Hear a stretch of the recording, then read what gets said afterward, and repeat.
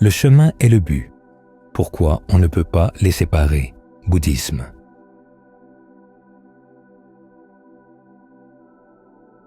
Ajahn Chah a dit un jour que le chemin est comme une mangue.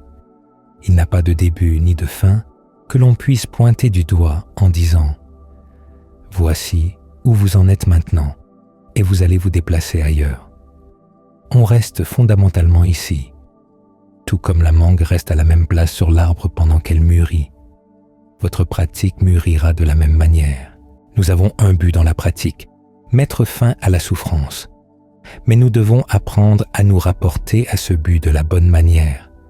Il existe une douleur que le Bouddha appelle la douleur du renoncement. C'est le moment où l'on réalise qu'il est possible de mettre fin à la souffrance, mais que l'on n'y est pas encore. D'autres y sont parvenus, mais pas vous. C'est une pensée douloureuse, mais elle fait partie de notre motivation.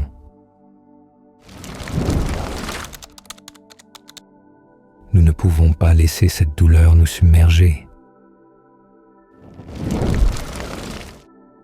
Nous devons nous rappeler que lorsque le but sera trouvé, il le sera ici même. C'est donc une question d'apprendre à s'installer correctement ici même. Et si l'idée d'un but suspendu au-dessus de votre tête ne vous plaît pas, rappelez-vous qu'une grande partie de l'installation ici consiste à apprendre à trouver quelque chose d'agréable ici même. Comme l'a dit le Bouddha, vous voulez trouver un sentiment d'aisance, un sentiment de plaisir, un sentiment de rapture, et vous y adonnez. Vous avez donc le choix. Quel genre de respiration vous fait du bien en ce moment? Quand vous trouvez quelque chose qui semble prometteur, accrochez-vous-y. Persévérez, car cela va se développer. Ce n'est pas comme si, lorsque la rapture survient, elle surgissait de nulle part, à 100%. Elle grandit en vous progressivement. Il en va de même pour le plaisir. Il grandit en vous. Au début, ce n'est pas si impressionnant, mais vous pouvez vous demander « Que puis-je faire pour que cela se sente au moins un peu mieux? Quel genre de respiration aimerais-je en ce moment ?» C'est une grande partie de la pratique de la concentration. Trouver quelque chose que l'on aime. Vous ne faites pas cela parce que quelqu'un d'autre vous l'a dit. Comme aimait le dire Ajahn Fuang, nous ne sommes les serviteurs de personne. Nous ne sommes pas ici parce que quelqu'un nous a payés ou nous a donné la permission de pratiquer. Nous sommes ici parce que nous le voulons. Alors, qu'est-ce qui vous donnerait envie de rester dans l'instant présent? Quel genre de respiration, quel genre de sensation de plaisir dans le corps vous donnerait envie de rester? Dirigez le souffle dans cette direction. Dogen, le maître zen, a fait un jour la remarque que le développement du chemin n'est pas différent de la réalisation de la cessation de la souffrance. En d'autres termes, ce n'est pas comme si l'acte de développer le chemin était une chose et l'acte de réaliser la cessation en était une autre. Il n'y aura pas d'endroit sur le chemin où vous devrez abandonner le chemin pour vous tourner vers la question « Où est la cessation de la souffrance et comment la réaliser ?» Elle sera trouvée ici même, dans l'acte de développer le chemin. Tout ce que vous avez besoin de savoir se trouvera ici même. Ainsi, même si nous avons un but au bout du chemin et qu'il viendra en son temps, il n'est pas là pour le moment. Vous allez le trouver ici même.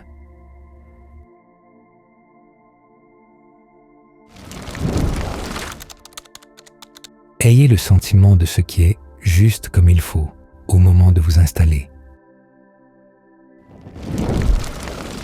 Ce point est celui sur lequel Ajahn Fuang insistait beaucoup.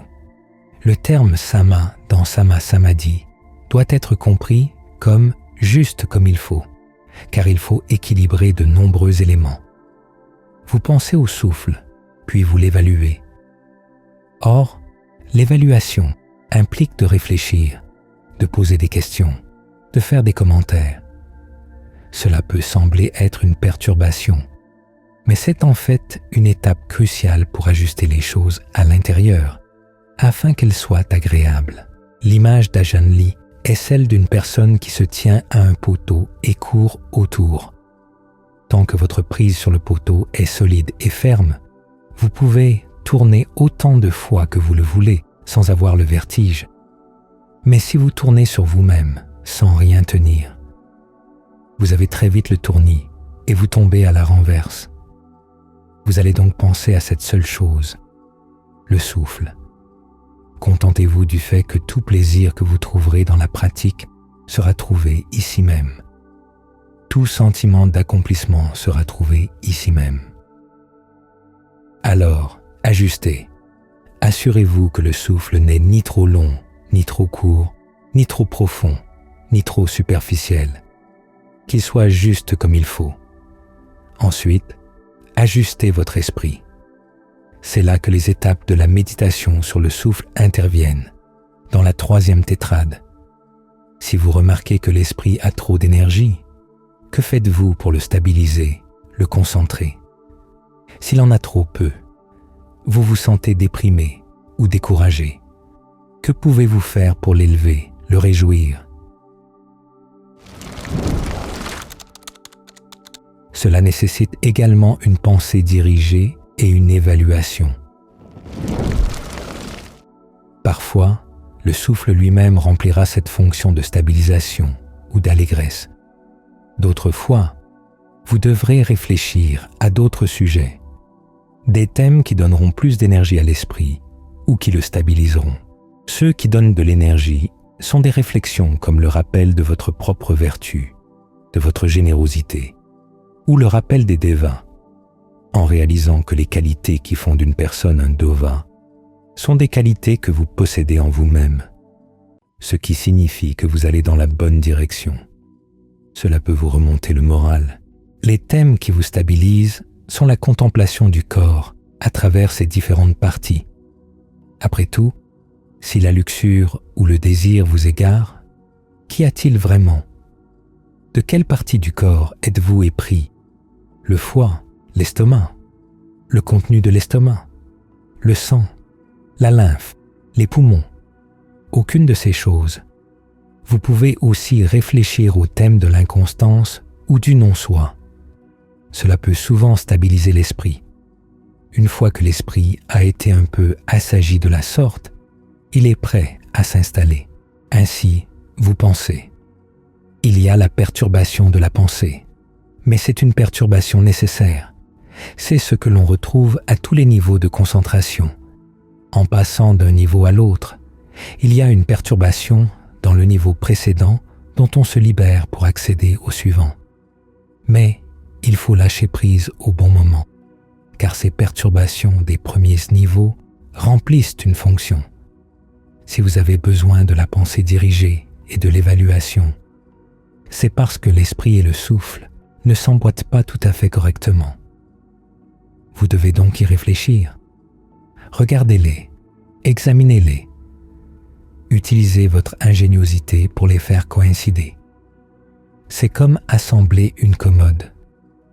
Si les tiroirs ne s'ajustent pas bien, s'ils sont durs à ouvrir ou à fermer, quelle partie devez-vous poncer? Vous les poncez juste ce qu'il faut. Si vous poncez trop, ils flottent. Vous travaillez dessus pour qu'ils soient juste comme il faut, afin que les différentes pièces s'emboîtent parfaitement. Ensuite, vous pouvez abandonner la pensée dirigée et l'évaluation pour vous nourrir du sentiment d'aisance et de rapture qui naît de la focalisation. Tant que vous avez besoin de cette rapture pour vous donner de l'énergie, vous la conservez. Un moment viendra cependant où elle semblera excessive. Vous n'en aurez plus besoin. C'est alors que vous la lâchez. C'est ainsi que chacun de ces facteurs remplit sa fonction, puis peut être mis de côté. Ajahn Fuang utilisait l'image d'une fusée allant vers la Lune. Comme il le disait, vous avez besoin du propulseur pour vous emmener sur une partie du chemin, puis vous devez le larguer. Vient ensuite le 2e étage, et lorsqu'il a fini son travail, vous le larguez aussi. Mais vous devez savoir exactement quel est le bon moment pour les lâcher. Vous vous l'apprenez par essai et erreur. Tout est question de s'installer ici même et de se demander « Qu'est-ce qui fait vraiment du bien? Qu'est-ce qui semble meilleur ?» Vous apprenez à devenir un connaisseur de votre concentration, un connaisseur de votre souffle, un connaisseur des potentiels du moment présent. Ensuite, comme tout connaisseur, vous pouvez vous adonner à votre sens de ce qui est vraiment agréable. Il n'y a pas de norme objective extérieure disant que votre respiration doit être comme ceci, ou que l'endroit où vous vous focalisez doit être là. Vous pouvez vous concentrer n'importe où dans le corps. Vous pouvez prendre plaisir à n'importe quel type de respiration. Personne ne vous impose cela. C'est votre expression de la liberté. Les personnes qui ont du mal à vivre avec des objectifs rencontrent souvent ce problème. L'objectif leur est imposé par quelqu'un d'autre. Quelqu'un d'autre est là, avec une règle graduée, et elles ont l'impression de devoir nier leur propre plaisir dans l'instant présent pour satisfaire aux normes d'autrui. Mais ici, les normes sont fixées par votre propre sentiment de ce qui semble juste dans l'instant présent. Si vous restez avec ce sentiment assez longtemps et que vous êtes assez honnête avec vous-même, alors votre sens de ce qui est juste, comme il faut, s'affinera. Et c'est dans cet affinement que votre discernement se développe. Pensez au chemin. L'image que le Bouddha donne est celle du plateau continental au large de l'Inde. Il y a une pente graduelle à mesure que l'on s'avance, puis une chute soudaine. La pente graduelle est le développement progressif de votre discernement, à mesure que vous devenez de plus en plus perspicace sur ce qui est juste comme il faut. Rappelez-vous, c'est la voie médiane, et trouver le point d'équilibre au milieu est bien plus difficile que d'aller aux extrêmes. Avec les extrêmes, il suffit de pousser. Cela ne demande pas beaucoup de discernement.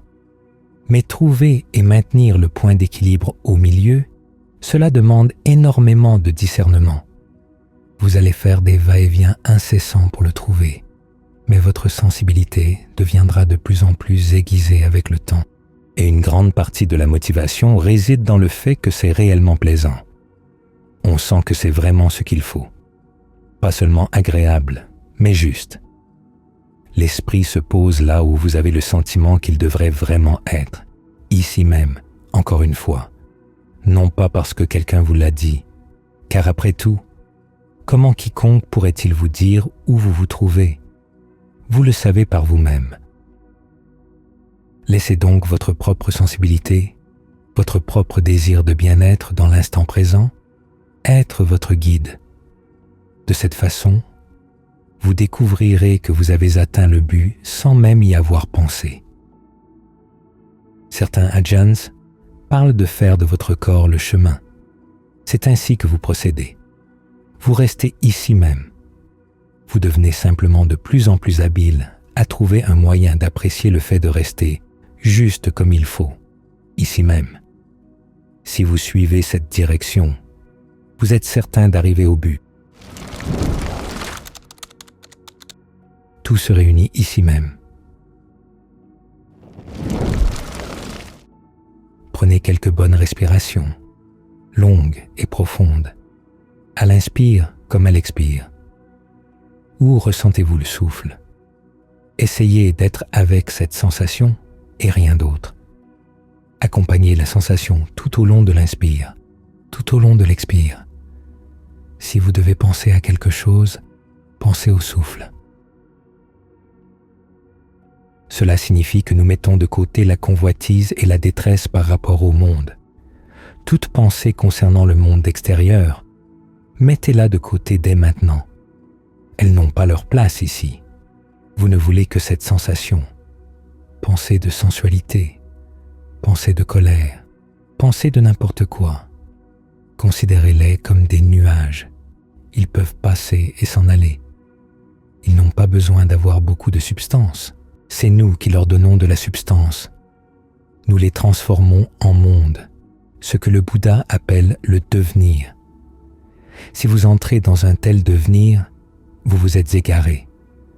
Lorsque nous travaillons sur la concentration, même si la concentration est un état de devenir, nous nous concentrons sur les matériaux bruts, juste le souffle, juste votre esprit qui se parle à lui-même du souffle. Il y aura aussi une perception que vous maintenez à l'esprit, une image du souffle, puis le ressenti. Comment le souffle se sent-il en ce moment? Est-ce confortable? Le Bouddha parle de la perception et du ressenti comme étant des fabrications mentales en raison de l'impact qu'ils ont sur l'esprit. Mais ils ont aussi un impact sur le souffle. La façon dont vous vous représentez le souffle aura un impact sur la manière dont il est ressenti et sur l'endroit où se trouvent les sensations que vous remarquez. Depuis que j'ai développé un problème cardiaque, j'ai découvert que les sensations de souffle dans la zone autour du cœur peuvent être très complexes. Elles sont comme un labyrinthe. À l'inspire, certaines sensations de souffle à l'intérieur du cœur semblent monter, d'autres descendre.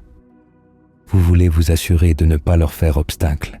Maintenant, vous remarquerez peut-être cela ou d'autres choses dans votre sensation du souffle dans le corps en ce moment. Vous trouverez peut-être d'autres zones complexes pour vous. L'important est que vous soyez réellement sensible à ce qui se passe, sensible à ce qui fait du bien et aussi sensible à la façon dont vos perceptions pourraient empêcher que cela ne soit encore meilleur. C'est pourquoi Ajahn Fuang disait que lorsque vous méditez, vous jouez. Vous jouez avec vos sensations. Vous jouez avec vos perceptions. En d'autres termes, vous essayez différentes approches. L'une des instructions qu'il utilisait souvent était « Utilisez votre imagination ». Une autre était « Soyez observateur si, en respirant, vous sentez que l'énergie du souffle monte dans certaines parties du corps et se heurte à un obstacle. Alors imaginez-la descendre. Peut-être qu'elle ne devrait pas monter. Peut-être est-ce votre perception qui la force à monter. Comme vous le voyez, même si vous êtes avec la sensation de respirer, d'autres processus sont à l'œuvre. Vous pensez au souffle, vous expérimentez, vous évaluez, mais tout est réuni autour de cette unique sensation. Et c'est cela qui importe. Le mot que le Bouddha utilise pour un esprit concentré, ekaga ou ekagata, signifie fondamentalement avoir un seul point de ralliement. Différentes activités se déroulent dans l'esprit, mais elles sont toutes rassemblées ici. Regardez sa liste des facteurs du premier jhana. L'unicité de la préoccupation, la pensée dirigée, l'évaluation, le plaisir, la rapture. 5 choses, mais ce qui les empêche d'être 5, ce qui les rend une, c'est le fait qu'elles soient toutes rassemblées autour d'un seul objet, l'unicité de la préoccupation. Les autres facteurs sont présents à cet endroit, aidant à faire avancer les choses.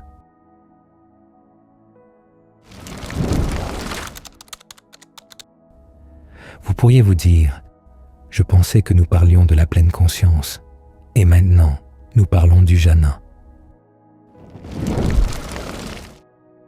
Le Bouddha ne fait pas de distinction claire entre les deux. Dans la description du premier jhana, il dit que l'on est retiré de la sensualité et des pensées malhabiles. Eh bien, pensez à ce passage où le Bouddha parle de la pleine conscience en la comparant à la caille qui s'éloigne de son champ et se fait capturer par un faucon. Alors qu'elle est emportée, elle se lamente. Oh, quel manque de mérite! Si seulement j'étais resté sur mon territoire ancestral, mon domaine ancestral, ce faucon n'aurait pas fait le poids face à moi. Le faucon s'irrite un peu. Voilà ce moucheron de caille qui se vante. Il la relâche donc et dit « Très bien, va sur ton territoire ancestral, mais tu ne m'y échapperas pas. » La caille s'envole. Son territoire ancestral est un champ fraîchement labouré, parsemé de pierres retournées. Elle se tient sur l'une des pierres et commence à narguer le faucon. « Viens me chercher, faucon, viens me chercher. » Le faucon fond sur elle, et quand la caille voit qu'il arrive à toute vitesse, elle se cache derrière la pierre et le faucon s'y brise la poitrine.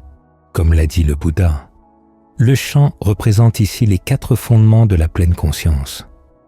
La zone à l'extérieur du champ représente les pensées de sensualité.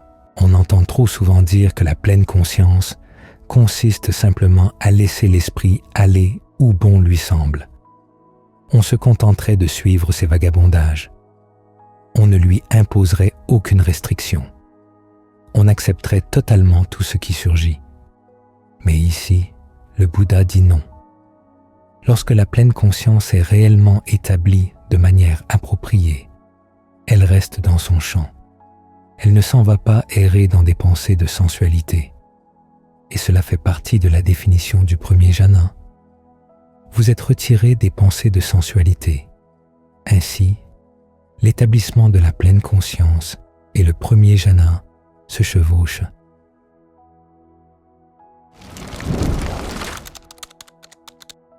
Il y a un autre passage où le Bouddha décrit les étapes de la pratique. Il s'agit d'une liste classique des étapes, à une exception près. Là où le Bouddha parlerait ordinairement du premier jhana, il parle plutôt des 4 fondements de la pleine conscience.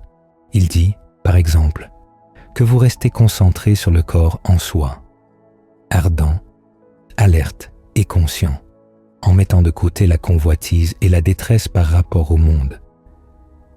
Ensuite, quand vous pouvez faire cela, le Bouddha dit de rester concentré sur le corps en soi, mais sans avoir de pensées discursives liées au corps, aux sensations, à l'esprit ou aux états d'esprit. Et en mettant de côté la pensée discursive, vous entrez dans le deuxième jhana. Il dit donc fondamentalement que lorsque vous établissez la pleine conscience, cela équivaut au premier jhana. Ajahn Lee aime expliquer comment l'évaluation est liée à l'ardeur et à l'alerte, et comment la pleine conscience est une forme de pensée dirigée. En d'autres termes, les 3 qualités qui accompagnent la pratique de la pleine conscience juste se transforment en facteurs de jhana. C'est donc une pratique fluide et sans couture. Ce n'est pas comme si vous pratiquiez la pleine conscience, puis que vous l'arrêtiez pour commencer la concentration. En pratiquant correctement la pleine conscience, l'esprit entre dans la concentration juste. Vous restez donc ici même. C'est simplement que vous vous installez plus solidement ici même, avec plus de sensibilité. En travaillant avec le souffle ici même, vous obtenez un sentiment d'aisance, un sentiment de plénitude, car vous laissez les énergies du souffle aller dans toutes les directions qu'elles souhaitent. Ajahn Lee dit que parfois, elles aiment tourner sur place, parfois monter, parfois descendre. Gardez ces options à l'esprit comme des possibilités, afin que vos idées simplistes sur le fonctionnement du souffle n'empêchent pas de le rendre vraiment agréable. Et à mesure que vous devenez de plus en plus sensible à ce qui se passe, ce facteur d'évaluation se transforme en discernement. Ici encore, dans ces réunions Zoom que je dirige parfois, il arrive de temps en temps que quelqu'un venant d'une tradition très différente nous rejoigne. Et ils aiment dire que lorsqu'on pratique la concentration, on abandonne ensuite la concentration pour pratiquer l'insight. Mais encore une fois, il n'y a pas de ligne claire tracée entre les deux. Qu'est-ce que l'insight? C'est fondamentalement pratiquer la concentration avec beaucoup de sensibilité. Le Bouddha appelle cela avoir son thème bien en main. L'image qu'il donne est celle d'une personne assise regardant quelqu'un d'allongé ou d'une personne debout regardant quelqu'un qui est assis. Ils sont juste à côté l'un de l'autre, mais l'un est un peu au-dessus, observant ce qui se passe. À mesure que vous commencez à devenir de plus en plus sensible à votre concentration, vous commencez à voir « Oh, il y a des agrégats là. Il y a différentes fabrications. Ils sont tous là. Toutes les choses dont vous allez avoir besoin pour l'insight, ils sont juste là. Vous n'avez besoin d'aller nulle part ailleurs. Vous avez donc la pleine conscience, la concentration et le discernement, tous réunis en un seul endroit pratique. Et rien que cette pensée devrait vous aider à être encore plus focalisé. Vous n'avez pas besoin de vous dire « Eh bien, je vais pratiquer la pleine conscience pendant un moment. Puis, tiens, quand est-ce que je passe à la concentration? Et enfin, quand est-ce que je passe à l'insight? » Ce ne sont pas des décisions que vous avez à prendre. Tout se réunit ici même. C'est simplement une question d'être de plus en plus sensible ici même et de laisser votre imagination s'élargir ici même quant à ce qui est possible.